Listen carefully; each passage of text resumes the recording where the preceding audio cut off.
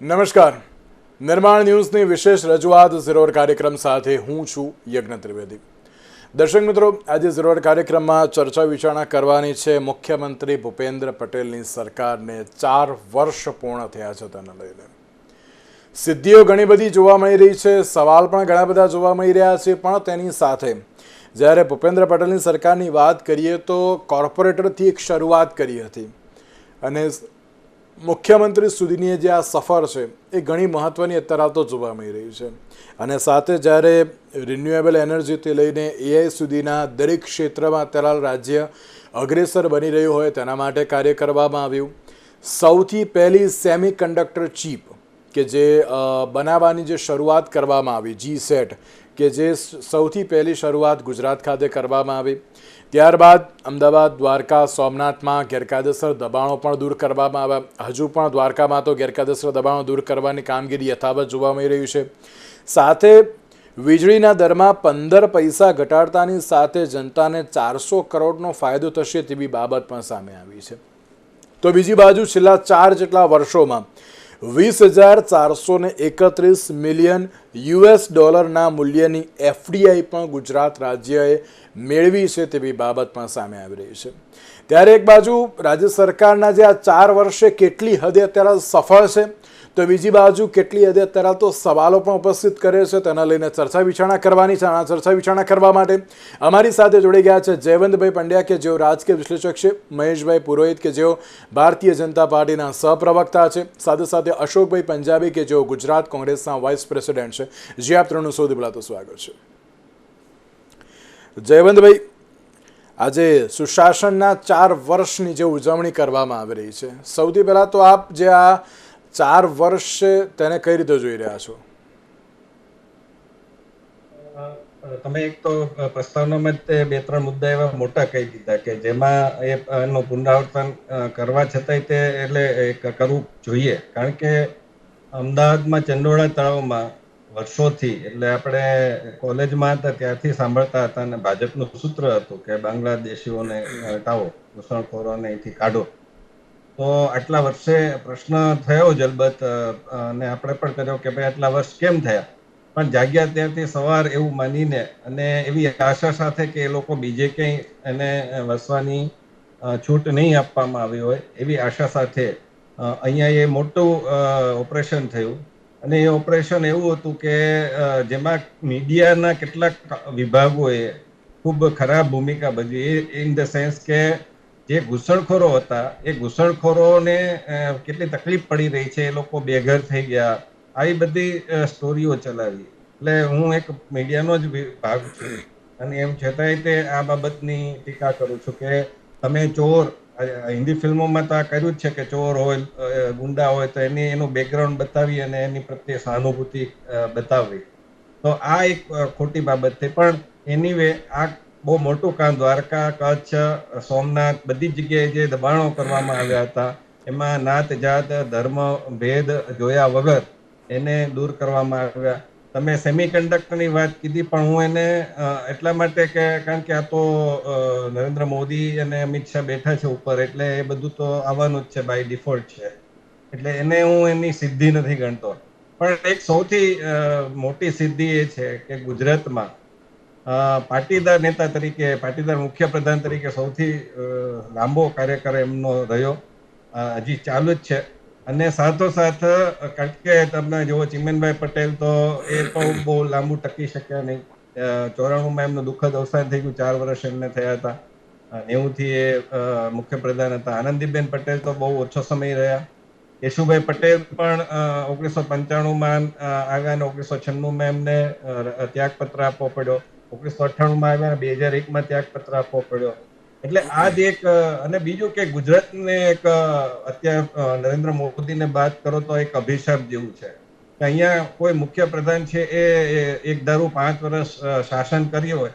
જીવરાજ મહેતાથી તમે ઇતિહાસ જોઈ લો તો લગભગ એવા બનાવો બહુ ઓછા છે નરેન્દ્ર મોદીને બાદ કરો તો, કે જેમાં 5 વર્ષ કોઈએ પૂરા કર્યા હોય. અને ભૂપેન્દ્રભાઈ વિશે પણ અવારનવાર અફવાઓ ઉડે છે કે હવે ગયા એને હવે તગેડી મૂકશે ને આન તેને, પણ એમને મૃદુ ને મક્કમની જે એમને માટે ટેગ મારવામાં આવ્યો છે, હવે એ ટેગ કેટલો સાચો એ એક પ્રશ્ન છે. કારણ કે એક વાત એમ પણ કહેવાય છે કે જ્યારે મુખ્યપ્રધાન હોય, શાસક હોય, એને કઠોર રહેવું પડે અને એ કઠોરતા કેટલીક વાર એમની દેખાય પણ છે, પરંતુ એ જમીન ઉપર નથી ઉતરતી. એ ઘણીવાર અધિકારીઓને કે બીજા બધાને કહે છે કે આપણે ભ્રષ્ટાચાર નહીં કરવાનો અને આ તેને એની ભાષામાં કહે છે. કોઈ બહુ આડંબર વાળી ભાષા નથી વાપરતા, પરંતુ એ જે ભાષામાં કહે છે એની અસર જમીન ઉપર કારણ કે ભાજપના જ લોકો ઘણીવાર તો પ્રશ્ન ઉઠાવતા હોય છે. એટલે આ એક બાબત છે કે જે એમણે આગળ જતા વધારે અને સારી કરવી પડશે. કારણ કે જયવંતભાઈ, જેમ એક બાબત એ પણ ખરી ને તમારી કે સામે જ જયવંતભાઈ, એક બાબત એ પણ ખરી ને કે જે મૃદુ અને મક્કમની જે બાબત જોવા મળતી, એક સરળ સ્વભાવના જે આપણે કહીએ છીએ, એ રિયલ સેન્સમાં અત્યારે તો છે. જ્યારે મુખ્યમંત્રીઓ એકદમ સારા સ્વભાવ, અત્યારે તો કોઈ પણ વ્યક્તિ હોય, હું પણ અત્યારે તો 2 વાર જ્યારે સીએમને મળેલો છું ત્યારે પણ એમ કહેવાય ને કે એ પણ એકદમ સારી રીતે અત્યારે તો મળતા હોય કે ના, એક એમ કહેવાય ને કે એક મિત્ર ભાવે તે મળતા હોય. એટલે એ એમનો સ્વભાવ પણ ઘણો સારો એવો અત્યારે એક સરળતા એક એમ દેખાઈ આવે તેવું પણ કહી શકાય આમાં.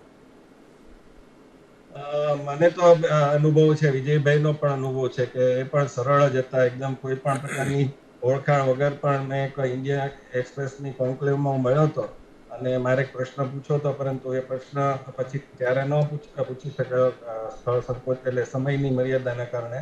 પણ પછી જ્યારે પાસ થતા હતા અને ત્યારે હું ત્યાં ઉભો હતો તો એમણે મારી સાથે હાથ મિલાવીને મેં એક પ્રશ્ન પૂછ્યો હતો કે તમને એ 2016ની વાત છે, બનાસકાંઠામાં તમને આ જે 5 દિવસ તમે સરકાર ચલાવી એ કેવી રીતે તમને વિચાર આવ્યો? તો ઓન ધ સ્પોટ એમણે કીધું હતું કે બાબુભાઈ જસભાઈ પટેલે પણ આ કર્યું હતું અને નરેન્દ્ર મોદીએ પણ તાપીના પૂર વખતે આ કર્યું હતું. તો અમારા માટે નવું નથી. અમારે આ એક પ્રકારની પરંપરા છે કે અમે આવી જે કઈ આપત્તિ હોય છે એમાં અમે સ્થળ ઉપર પહોંચી જતા હોઈએ છીએ. તો આ એ પણ સરળ એકદમ હતા.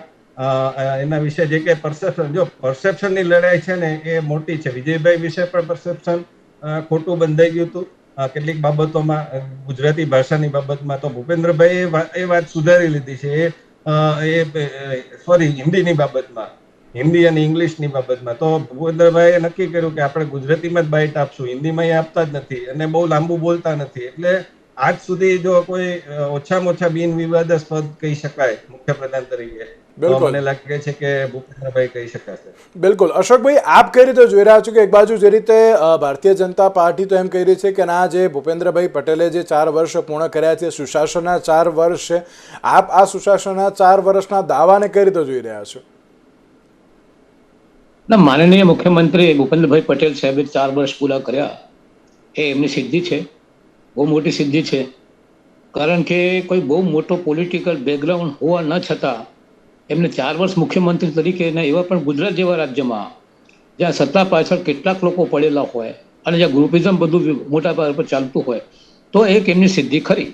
પણ બીજી વસ્તુ આ છે કે કોઈ પણ મુખ્યમંત્રી, કોઈ પણ વડાપ્રધાન કે કોઈ પણ સરકારી વ્યક્તિ કે સત્તામાં બેઠેલા તત્વો જે હોય તે એમની સિદ્ધિ કઈ રીતે ગણાય છે કે એને સિદ્ધિ પ્રાપ્ત કરી છે, સારું કામ કર્યું છે, તો એના 2 માપદંડો છે.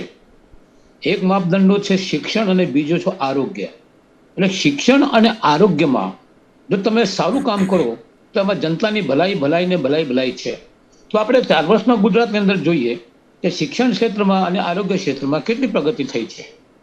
આનાથી જો મૂલ્યાંકન આપણે કરવા જઈએ તો આપણે જોઈએ છીએ કે શિક્ષણ ક્ષેત્રમાં કોઈ પણ જાતને જેને કહેવાય કે પ્રગતિ જેવી દેખાતી નથી. કારણ કે સરકારી મેડિકલ કોલેજો જે છે જે હતી એ પણ ઓછી થતી જાય છે. એટલે લોકોને ડૉક્ટર બનવું હોય તો 2-2 કરોડ રૂપિયા ખર્ચ કરવું પડે તોય જઈને કોઈ એમાં મધ્યમ વર્ગનો કોઈ દીકરો હોય તો એ ડૉક્ટર બનવાનું ખાલી સપન જોઈ શકે છે. પછી આંગણવાડી બહેનો છે કે આશા વર્કરો છે, હવે એ લોકો 1 લાખ જેટલા છે આખા ગુજરાતમાં અને એને મૂળભૂત રીતે એ ગામડાઓની અંદર સુધારાનું કામ કરે છે. હવે એના પ્રશ્નો પણ જે છે એ લગભગ એ પ્રશ્નો પણ મુખ્યમંત્રી શ્રી સોલ્વ કરી શક્યા નથી. હવે જ્યાં સુધી આરોગ્યનો પ્રશ્ન છે તો આરોગ્યની અંદર પણ આપણે જોઈએ છે કે ડૉક્ટરોની ફી મોંઘી થતી જાય છે, દવાઓ જે છે મોંઘી થતી જાય છે. આમ વ્યક્તિને કોઈ ડૉક્ટર પાસે જવું હોય, આજે જ એક વ્યક્તિ મને મળ્યા હતા તો ડૉક્ટરની ફી 500 ઉપર થઈ ગઈ છે. હવે ડૉક્ટર પાસે જાય અને પાછા આવે અને લખી આપે દવાઈઓ તો 500 બીજી એકવાર ડૉક્ટર પાસે જાય તો આમ વ્યક્તિને 1000 રૂપિયા ખર્ચ કરવું પડે છે. તો આ જે આરોગ્યનો જે ખર્ચું છે એ બાબતમાં પણ સરકારે વિચારવું જોઈએ. અને મને આશા છે કે ભૂપેન્દ્રભાઈ બહુ સંવેદનશીલ વ્યક્તિ છે, માનવતાવાદી વ્યક્તિ છે, અને એમને આ બાબતમાં પણ વિચાર કરવાની જરૂર છે. પણ આપણે મૂળભૂત રીતે જોઈએ તો શિક્ષણ ક્ષેત્રમાં અને આરોગ્ય ક્ષેત્રમાં કોઈ ખાસ પ્રગતિ થઈ હોય એવું જણાતું નથી. ઓકે. અને નંબર ત્રીજું એવું છે કે એફડીઆઈમાં પણ આપણે લગભગ 6-7 નંબર ઉપર પહોંચી ગયા છે. જે આપણે મોટા પાયા ઉપર આપણે ત્યાં આવી જોઈતી હતી એ બીજા રાજ્યોમાં ગઈ છે. પર કેપિટા ઇન્કમ આપણે જોઈએ તો પર કેપિટા માથાદીઠ આવકની અંદર પણ કોઈ પ્રકારનો સુધારો, જે હું ઘણીવાર કહું છું કે 95માં આપણો ગુજરાત ત્રીજા નંબર ઉપર હતો, દિલ્હી હરિયાણા પછી ગુજરાત માથાદીઠ આવકમાં. 95 પછી અત્યારે લગભગ 9 નંબર ઉપર છે. હવે ચોથી વાત છે દેવું આપણું સતત વધતું જાય છે. 5 લાખ કરોડ જેવું છે, થોડા સમયમાં થઈ જવાનું છે. તો આને પણ જો આપણે વિચારીએ તો આ બાબતમાં મુખ્યમંત્રીશ્રીએ કોઈ બુનિયાદી રીતે Okay. સારા પગલા ભરી શકવામાં એ સફળ થયા નથી. Okay. પણ એમની સફળતા છે કે કોઈ પણ વિવાદમાં હજુ સુધી આવ્યા નથી, લોકોને મળે છે, લોકો વચ્ચે જાય છે, હસમુખુ સ્વભાવ છે, મૃદુ સ્વભાવ છે, કોઈના સાથે ગરમ થઈને વાત કરતા નથી. મારે તો બહુ જૂના સાથીદાર મિત્ર છે, એશિયાની કમિટીમાં હતા ત્યારે લગભગ રોજ અમારું મળવાનું હતું, ચેરમેન હતા અમદાવાદમાં. એટલે જ્યારે હું એમને મળવા ગયો એકવાર 15-20 લોકોને લઈને એક ડેલિગેશન, તો મને કીધું બધાની સામે, અરે અશોકભાઈ અહીંયા આવવાની તમારે શી જરૂર છે, ઘરે આવો ને ઘરે. એટલે આ જે સ્વભાવ છે એ બધાને પસંદ આવે છે, મને પણ આ વાતની પસંદ છે. પણ 4 સાલની સિદ્ધિ જો તમે કહો છો તો 4 સાલની સિદ્ધિ સૌથી મોટી સિદ્ધિ છે કે કોઈ વિવાદમાં મુખ્યમંત્રી શ્રી આયા નથી. બિલકુલ બિલકુલ સાચી વાત છે. અને જે પ્રમાણે એપ્રિશિએશન પણ અત્યારે તો જોવા મળી રહ્યું છે, બહુ જ સાચી અને સારી બાબત અત્યારે તો કહી શકાય છે. મહેશભાઈ, જે પ્રમાણે ભૂપેન્દ્રભાઈ પટેલે જે સુશાસનના 4 વર્ષ જે અત્યારે તો જે નીકાળ્યા છે, જેમાં ઘણી બધી બાબતોને અત્યારે તો જે આવરી લેવામાં આવી છે, સવાલો પણ ઘણા બધા છે, પણ તેની સાથે એમ કહેવાય ને કે જે રીતે અલગ અલગ ક્ષેત્રમાં અલગ અલગ સિદ્ધિઓ જે હાંસલ કરી છે, કે જેમાં એમ કહેવાય ને કે ના કંઈક ને કંઈક નવી બાબતો અત્યારે તો જોવા મળી છે. એ પછી રિન્યુએબલ એનર્જી કેમ ના હોય, એઆઈ હોય કે પછી અન્ય કોઈ પણ સેક્ટર હોય. સૌથી પહેલાં તો આપ આ ભૂપેન્દ્ર પટેલની જે સરકારના 4 વર્ષ જે પૂર્ણ થયા છે તેને કઈ રીતે જોઈ રહ્યા છો? પ્લસ અશોકભાઈએ પણ કહ્યું કે જ્યારે આપણે સિદ્ધિની વાત કરતા હોઈએ ત્યારે મહત્ત્વની 2 કે 3 બાબતો અત્યારે જોવા મળતી હોય છે, અને એ છે શિક્ષણ અને આરોગ્ય. જો શિક્ષણ અને આરોગ્યમાં અત્યારે સારામાં સારું કાર્ય થયું હોય તો અત્યારે તો જે સિદ્ધિ અત્યારે ગણી શકાય, અને એ પણ મૂળભૂત જરૂરિયાત જ અત્યારે તો જોવા મળી રહી છે. તેને પણ આપ કઈ રીતે જોઈ રહ્યા છો? દેખો, જયવંતભાઈએ પણ કેટલીક એમની સફળતાઓ અથવા તો એમની જે સિદ્ધિઓ એ જણાવી, તમે પણ કેટલીક સિદ્ધિઓ જણાવી હોય, એ તમારા બંધો સિવાયની કેટલીક સિદ્ધિઓ છે એ જણાવવા માંગુ છું. પહેલા તો એમના નેતૃત્વ હેઠળ 2024માં વાઇબ્રન્ટ ગુજરાત જે ગ્લોબલ સમિટ થઈ, એની અંદર તમે માનો ને 140 દેશના પ્રતિનિધિઓ, કમસે કમ 61,000 જેટલા પ્રતિનિધિઓ ત્યાં હાજર રહ્યા. અને આ એક આપણું મતલબ ગુજરાત એક બિઝનેસ માટેનું ગ્લોબલ સેન્ટર છે એવું એક સાબિત થાય છે. આ સિવાયની પણ કે ગુજરાત એકમાત્ર રાજ્ય એવું છે કે જ્યાં 4 સેમી કંડક્ટરના પ્રોજેક્ટ કાર્યરત છે, હમણાં બી કાર્યરત છે. બીજું, વર્તમાનમાં જે ભારતનું જે ઔદ્યોગિક જે ઉત્પાદન છે એની અંદર ગુજરાતનો હિસ્સો 18% જેટલો છે. બરોબર છે. ગુજરાત એટલા માટે મેન્યુફેક્ચરિંગ હબ કહેવાય છે કારણ કે ગુજરાતની જે ટોટલ ગ્રોસ વેલ્યુ એડેડ છે એની અંદર 34% હિસ્સો મેન્યુફેક્ચરિંગ સેક્ટરનો છે. બરોબર છે. ભારતની જે ટોટલ જીડીપી છે એનો 8.2% જીડીપી ગુજરાતનો છે, અને આવનારા સમયમાં એ 10% સુધી જશે. બીજું, ગુજરાતની અંદર જે એમએસએમઈ સેક્ટરની અંદર જે પોર્ટલ છે, ઉદ્યમ પોર્ટલ છે, એના પર 25 લાખથી એમએસએમઈ સેક્ટરના જે નોંધણી થયેલી છે. બરોબર છે. તો આ ગુજરાતની સિદ્ધિ છે, આ કોઈ નાની વાત નથી. આર્થિક ક્ષેત્રે તમે ગુજરાતને કોઈ પણ રીતે હરાવી શકે, અન્ય કોઈ રાજ્ય હરાવી શકે એમ છે જ નહીં. એટલા માટે તો ગુજરાતને આપણે ભારતનું ગ્રોથ એન્જિન કહીએ છીએ. બીજું, અશોક સરે એક કન્સર્ન કીધું કે ભાઈ ગુજરાતનું દેવું વધતું જાય છે. ગુજરાતનું દેવું હમણાં એમની કુલ જીડીપીનું 18.2% છે. હવે દેવું કેટલું હોવું જોઈએ એનો એક ઇન્ડેક્સ છે અથવા તો એક માપદંડ છે કે ભાઈ તમારી જેટલી બી જીડીપી હોય તેનું 27.01% દેવું હોય ત્યાં સુધી રેડ લાઇટ નથી, મતલબ ત્યાં સુધી કોઈ ઇસ્યુ નથી. ગુજરાતનું દેવું હમણાં 18.2% છે, મતલબ જે હોવું જોઈએ એના કરતા ઓલમોસ્ટ 9% ઓછું છે. માનનીય ભૂપેન્દ્રભાઈની સરકારની અંદર જ જે તે સમયે આ દેવું લગભગ 21% હતું, તે 18% પર પહોંચ્યું છે. અને જો તમે આર્થિક ક્ષેત્રે જોવા જાઓ તો હું આને સૌથી મોટી સિદ્ધિ ગણાવીશ, એમના કાર્યકાળની આ સૌથી મોટી સિદ્ધિ ગણાવીશું. અને મહેશભાઈ, જે પ્રમાણે અશોકભાઈએ કહ્યું કે શિક્ષણ અને આરોગ્ય સૌથી મહત્વના માપદંડ છે, એને પણ આપ કઈ રીતે જોઈ રહ્યા છો? દેખો, પહેલું તો તમને કદાચ ખ્યાલ હશે તો પહેલા આયુષ્માન કાર્ડ પર 5 લાખ સુધીનું જ કવરેજ હતું. મતલબ કોઈ પણ પરિવારની અંદર 5 લાખ સુધીનું ઓપરેશન કે જે કોઈ સ્વાસ્થ્ય મુસીબત આવી પડે, માનનીય ભૂપેન્દ્રભાઈની સરકાર બન્યા બાદ એ 10 લાખનું થયું છે. આજે ગુજરાતની અંદર કોઈ પણ પરિવારની અંદર જ્યારે પણ કોઈ બહુ મોટી સ્વાસ્થ્ય પીડા આવી જાય તો એના માટે 10 લાખ સુધીનો વીમા કવરેજ છે. બરોબર છે. મારા રિલેટિવ્સ ની અંદર મેં કમસે કમ 6 લોકો એવા છે કે જેમનો મિનિમમ ખર્ચો 5 થી 7 લાખ હતો અને એ લોકોનો બચ્યો છે. આ સિવાય હું જમીન સાથે જોડાયેલો વ્યક્તિ છું. મિનિમમ 15 દિવસે એક કિસ્સો એવો આવે જ છે કે હું કોઈનું આયુષ્માન કાર્ડ કરાવી આપું અથવા તો આયુષ્માન કાર્ડ એડ કરી આપું અથવા તો પેશન્ટ એડમિટ છે અને આ બાજુ આયુષ્માન કાર્ડ નીકળે છે અને એ લોકોએ એક પણ રૂપિયો આપ્યા વગર એ લોકોની તમામ પ્રક્રિયાઓ પૂર્ણ થઈ જાય છે. તો ગુજરાત કોઈ પણ એક પરિવારની અંદર 5 થી લઈને 10 લાખ સુધીનો, આમાં નાના પરિવાર તો એવા હોય છે બિચારા કે જો 2-3 લાખનો ખર્ચો આવે તો એ બીમારી સોર્ટ આઉટ જ નથી કરાવતા, કે એ લોકોને એમ થાય કે મારો દીકરો વ્યાજ ભરતો થઈ જશે. તો તમારા ઘરની અંદર જ્યારે કોઈ એક પરિવારના સદસ્યનું ઓપરેશન ન થાય તો એ પરિવાર, એ સદસ્ય ખાટલામાં હોય, સાથે સાથે એની કાળજી લેવા માટે એક બીજું સદસ્ય પણ રોકાઈ જાય. જેવું એનું ઓપરેશન થઈ જાય એટલે એની કાળજી લેવા માટે રોકાયેલું સદસ્ય ફ્રી થઈ જાય અને નવા કોઈ ઉત્પાદકીય પ્રવૃત્તિમાં લાગે. સાથે સાથે જે વ્યક્તિનું ઓપરેશન થઈ ગયું એ પણ નવી કોઈ ઉત્પાદકીય પ્રવૃત્તિમાં લાગે અને પરિવારને મદદરૂપ થાય છે. આ રહી સ્વાસ્થ્યની વાત. હવે હું તમને વાત કરું શિક્ષણની વાત. છેલ્લા 7 વર્ષની અંદર 10 લાખ વિદ્યાર્થી, તમે ચેક કરી શકો છો, 10 લાખ વિદ્યાર્થીઓ પ્રાઇવેટ શાળા છોડી અને સરકારી શાળામાં આવ્યા છે. બરોબર છે. જે રજીસ્ટ્રેશન દર હતો, મતલબ કોઈ બાળક પહેલી વખત એડમિટ થાય એ રજીસ્ટ્રેશન દર 2001-2 ની અંદર 75% હતો. મતલબ 25% બાળકો તો રજીસ્ટર્ડ જ નહીં થતા હતા એડમિશન. આજે એ દર 99.09 છે. હવે તમે વિચાર કરો. બરોબર છે. ડ્રોપ આઉટ રેશિયો જે તે સમયે 1 થી 8 નો ડ્રોપ આઉટ રેશિયો 34% હતો. આજે એ ડ્રોપ આઉટ રેશિયો ઓલમોસ્ટ 1.02% છે. તો એવી તો ઘણી બધી શૈક્ષણિક ક્ષેત્રે સિદ્ધિ થઈ છે. મહેશભાઈ, તમે અશોકભાઈના સવાલનો જવાબ આપો. જી, તમે આરોગ્યની વાત કરી તો હજુ પણ ઘણી એવી બાબતો જોવા મળતી હોય છે કે જે ઇન્ફ્રાસ્ટ્રક્ચર હજુ પણ ડેવલપ થયું નથી હોસ્પિટલનું. એવી પણ ઘણી બધી બાબતો આપણે ગુજરાત રાજ્યની જોવા મળી રહી છે. શિક્ષણની તમે વાત કરી તો હજુ પણ ભરતીને લઈને હજુ પણ સવાલ યથાવત જોવા મળી રહ્યા છે. હજુ પણ એક એવી બાબત જે ચર્ચાઈ રહી છે કે અહીંયા સરકારી શાળા નથી એટલા માટે અત્યારે તો પ્રાઇવેટ શાળામાં મોકલવામાં આવી રહ્યા છે.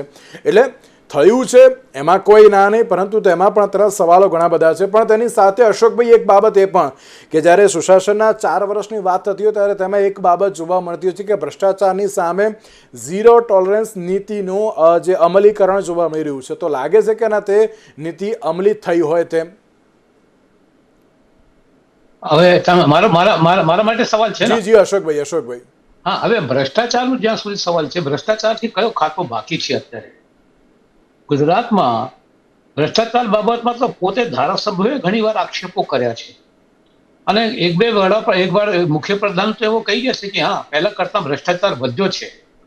હકીકતમાં ભ્રષ્ટાચારથી કોઈ પણ ડિપાર્ટમેન્ટ અત્યારે બકાત નથી. તમે કોઈ પણ ડિપાર્ટમેન્ટમાં જાઓ, તમે રોકી શકતા નથી ભ્રષ્ટાચારને. જો તમારી ગુડ વિલ પાવર ન હોય ને તમારી ઈચ્છા શક્તિ ન હોય તો આ બાબતમાં તો હું એ માનું છું કે એમની સિદ્ધિની બાબતમાં મેં વાત કરી, પણ એની સાથે સાથે તમે જોઈ શકો છો કે કાયદો અને વ્યવસ્થાની બાબતમાં પણ જે છે આ સરકાર બહુ નબળી નજર આવે છે.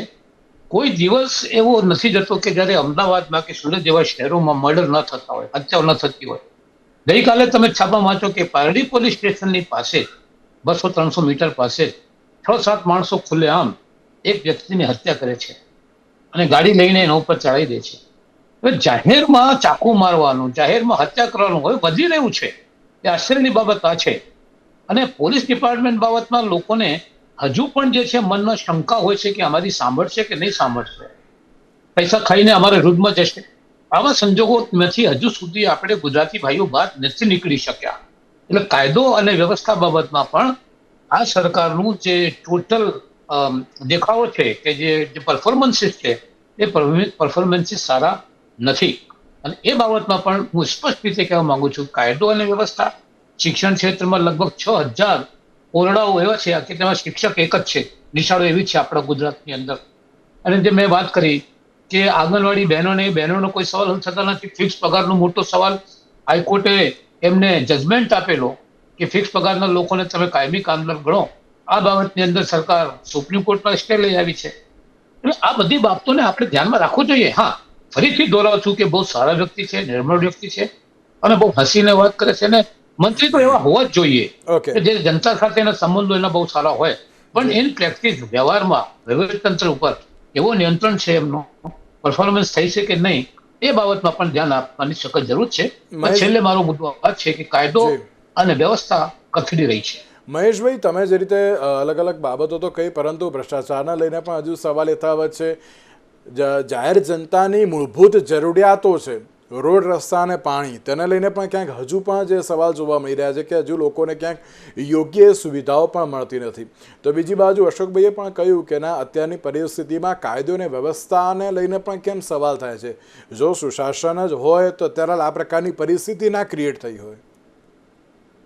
નહીં, દેખો, તમે જોશો, જો આપણા NCRB ના જે ડેટા છે, નેશનલ ક્રાઇમ બ્યુરોનો, તો એમાં ગુજરાત સૌથી સેફેસ્ટ સ્ટેટ ગણાય છે. જ્યાં સમાજ છે ત્યાં ગુનાઓ હોય છે. હા, એમાં ના નહીં કે NCRB ના ડેટા અનુસાર તો ગુજરાત સેફ છે, પણ જે પ્રમાણે અમદાવાદ હોય, સુરત હોય, રાજકોટ હોય, જે ઘટનાઓ અત્યારે બની રહી છે, કે જાહેર જનતામાં એક સવાલ થઈ રહ્યો છે કે હવે અમારું શું થશે તેમ. હા, એક્ઝેક્ટલી. હું તમને એનો બી જવાબ આપું. અમદાવાદ તો ગુજરાતનું જે સેફેસ્ટ સ્ટેટનું જે લેબલ છે એમાં અમદાવાદ તો સૌથી સેફેસ્ટ છે as per as crime rate અને બધી રીતે ગણવા છે. પરંતુ હમણાં એક જસ્ટ હું આઉટ ઓફ ધ બોક્સ જઈને ખાલી એક વસ્તુ જનરલ પબ્લિક માટે પેલો, હવે શું છે કે મીડિયાનું માધ્યમ બહુ જ મજબૂત છે. માની લો કે તમારા ખૂણે ખાચરે બધી જગ્યાએ CCTV કેમેરા છે, બધાના હાથમાં મોબાઈલ છે, પ્લસ એ વસ્તુ બન્યા બાદ એને સ્પ્રેડ થઈ શકે એના માટેના બહુ સરસ બધા માધ્યમો છે. તો હવે કોઈ એક જગ્યાએ મર્ડર થાય, બરોબર છે, તો એનો વિડીયો સતત સર્ક્યુલેટ થઈને આપણે સામે આવે, નો ડાઉટ એ વિચલિત કરી શકે એવો હોય અને આપણને ડર બેસાડે એવો પણ હોય કે ભાઈ આ છે. પરંતુ જ્યારે તમે કોઈ એક ચોક્કસ મેપ પર મૂકી અને જ્યારે તમે ડેટા વાઇઝ જોશો તો તમને ખ્યાલ આવશે કે અધર સ્ટેટ, અધર બીજા કોઈ આપણે નેશનલ, અથવા તો હું તો જેટલા બી તમે ક્રાઇમ રેટ લઈ લો, એ મર્ડર હોય, અપહરણ હોય, મહિલા વિરુદ્ધના જેટલા બી ગુનાઓ હોય, એની તમે નેશનલ એવરેજ કાઢો, એની અડધી આપણા ગુજરાતની છે. એટલા માટે સેફેસ્ટ સ્ટેટ છે. અને છતાં બી હું કોઈ એમ નથી કહેતો કે ભાઈ આટલું તો રહેશે અને આટલું તો થશે. એને પણ હજુ સજ્જડ કરવાની જરૂર છે, એને પણ હજુ ખૂબ જ સુરક્ષિત અને મજબૂત કરવાની જરૂર છે જ. ઓકે જયવંતભાઈ, આપણે જી અશોકભાઈ 10 સેકન્ડ. હું એ જ કહેવા માંગુ છું કે જાહેરમાં હત્યાઓ થાય છે, ગળો કાપી દેવામાં આવે છે મા બાપની સામે, આ બધી વસ્તુઓને હંમેશા આપણે કાઉન્ટર ધ્યાનમાં રાખવાની જરૂર છે. અને કાયદો અને વ્યવસ્થા હકીકતની અંદર પહેલા કરતા થોડી કથળી છે. આ બાબતમાં સરકારે ધ્યાન દોરવાની જરૂર છે. જયવંતભાઈ, આપણે પ્રોઝ એન્ડ કોન્સની વાત કરતા હોઈએ ત્યારે આપના મત અનુસાર હજુ પણ કઈ બાબતો પર ધ્યાન આપવું એ બહુ જરૂરી બની ગયું છે? પહેલી કાયદા અને વ્યવસ્થાની વાત થઈ ને, એમાં એક આપણે ત્યાં ડેમોગ્રાફી ચેન્જ બહુ મોટા પાયે થઈ રહ્યો છે. અને અપરાધમાં કયા પ્રદેશના અને કયા પંથના, અને આ બધું જો વિશ્લેષણ સાયકોલોજીકલ, હું કોઈ આમાં પેલા પૂર્વગ્રહથી નથી કહેતો, રાગ દ્વેષથી નથી કહેતો, આનું એક સાયકોલોજીકલ જો કરવામાં આવે એનાલિસિસ, તો મને લાગે છે કે એના કારણે તમે એક તારણ ઉપર આવશો કે હા, આપણે ત્યાં આટલા, જે દાખલો કે અમુક એરિયા તમે બાપુનગર જુઓ કે પૂર્વ વિસ્તારના અમુક વિસ્તારો છે જ્યાં હર્ષ સંઘવી સામે પ્રશ્નો થયા હતા કે ભાઈ જાહેરમાં આ રીતે પોલીસને પણ એ પ્રશ્નો થાય પોલીસ સામે. અને આજે 7th ડે સ્કૂલનો જે ઘટના બની, તો એ બહુ કરપીણ ઘટના છે. એનાથી આપણું એ વડાલીમાં પણ બની, તો એ ધંધુકામાં કિશન ભરવાડની ઘટના બની. તો આ બધા પ્રશ્નો છે એ પણ તમે આજે દાખલા કે વચન આપ્યું હતું કે અમે એન્ટી રેડિકલ સેલ બનાવીશું, 2022ની ચૂંટણીમાં વચન આપ્યું હતું, તો આ વચનનું શું થયું? એનો કોઈ જવાબ નથી. લવ જિહાદ સામે વિજય રૂપાણીજીએ કાયદો બનાવ્યો હતો અને હાઈકોર્ટે એને ઉડાડી દીધો. અત્યારે જજ છે કેન્દ્રમાં છે, સુપ્રીમ કોર્ટમાં છે. પરંતુ એ પછી તમે કોઈ એમાં અભ્યાસ કરી, એમાં જે કંઈ હાઈકોર્ટે જે કારણસર સુધારા વધારા કર્યા હતા તો એને અટકાવ્યા હતા, તો એની સામે તમે સુધારા વધારા કરી અને પાછો લાવવા માંગો છો. ગાયની વાત હમણાં વડાપ્રધાન મોદીજીએ કરી કે પ્રાણી પ્રેમીઓ છે એને ગાયને પ્રાણી માનતા જ નથી ને એની પ્રત્યે પ્રેમ નથી રાખતા. તો તો એ ગાયની હત્યા ન થાય. કારણ કે હમણાં અમદાવાદમાં ક્યાંક પૂર્વ વિસ્તારમાં એનું ગાય કપાયેલી મળી હતી. આવા તો ઘણા બધા બનાવો છે. બીજું કે અગેન કહીશ કે જે મુખ્યપ્રધાન છે બરાબર છે, પરંતુ તમે બચુ ખાબડની વાત લો કે પછી ઘણા બધા એવા બાબતો છે જેમાં એક મુખ્યપ્રધાન તરીકે તમારો રોલ શું. દાખલા કે નરેન્દ્ર મોદી હતા તો એ કાયદો અને વ્યવસ્થાની પરિસ્થિતિ સ્ટ્રોંગ રાખતી હતી. આજે ગોંડલમાં આપણે જોઈએ છે રીબડાના અંતે ને બધાના જે આવે છે કે પછી પાટીદાર સામે જે પ્રશ્નો થાય છે, પાટીદારો રેલી કરે છે, આ બધા પ્રશ્નો છે. સમાજ વિગ્રહ તરફ દોડી જતા હોય તો એને તમે નાથવા શું કર્યું, આ બધા પ્રશ્નો. અને બીજું કે સૌથી મોટો પ્રશ્ન છે પરસેપ્શનનો છે. આજે મને લાગે છે કે અત્યારનું જે ભાજપ છે અને પહેલાનું ભાજપ હતો, પરસેપ્શનની લડાઈમાં આજે લગભગ તમે જોશો તો કોમેડિયન છે વિડીયો બનાવીને કે છે કરોડ સારા નથી, બીજા ઘણા બધા લોકો કે છે કે ભ્રષ્ટાચાર વ્યાપી રહ્યો છે. એટલે જે કોંગ્રેસ ને અશોકભાઈ તો બોલે બરાબર છે કે આપવાળા બોલે બરાબર, આજે સામાન્ય લોકો બોલતા થયા છે. તો એની સામે ભાજપ છે એની જે મીડિયા સેલ છે કે કોઈ પણ તમે લઈ લો એ ઊણી ઉતરે છે. ને એમાં જે ભૂપેન્દ્રભાઈ ને તમે ભાષણ જોશો, તમે મૃદુ મક્કમ છો બરાબર, પણ તમે ભાષણમાં નરેન્દ્ર મોદીથી જ શરૂઆત કરો છો. અને પછી તમારી સિદ્ધિ શું, તમારી એક મુખ્યપ્રધાન તરીકે હવે તમે 4 વર્ષ થઈ ગયા, તો એ મુખ્યપ્રધાન વડાપ્રધાન તો બધું કરે જ છે, પણ તમે શું કર્યું એની તમે વાત કરો. તો મને લાગે છે કે જે પ્લસ પોઈન્ટ છે એને વધારે કેરી ફોરવર્ડ થશે, અને બીજું કે જે માઇનસ પોઈન્ટ છે એને સુધારવાની એક દિશામાં વિચારણા થશે. બિલકુલ બિલકુલ સાચી વાત છે. તો હવે જોવાનું એ રહ્યું કે જ્યારે સુશાસનના 4 વર્ષની વાતો કરવામાં આવે છે, પ્રોઝ એન્ડ કોન્સો ઘણા બધા છે ને, આગામી સમયમાં હવે કેવી રીતની સરકાર ચાલે છે અને તેની સાથે હવે કયા કયા મહત્વના મુદ્દાઓ પર હવે ચર્ચા થશે અને કઈ રીતનું ઇમ્પ્લિમેન્ટેશન થશે તે તો આવનારો સમય જ બતાવશે. મહેશભાઈ, જયવંતભાઈ, અશોકભાઈ, આ ત્રણના આભાર અમારી સાથે ચર્ચા વિચારણામાં જોડાવા માટે. તો દર્શક મિત્રો, આજના વિશેષ કાર્યક્રમમાં મને આપશો રજા. નમસ્કાર.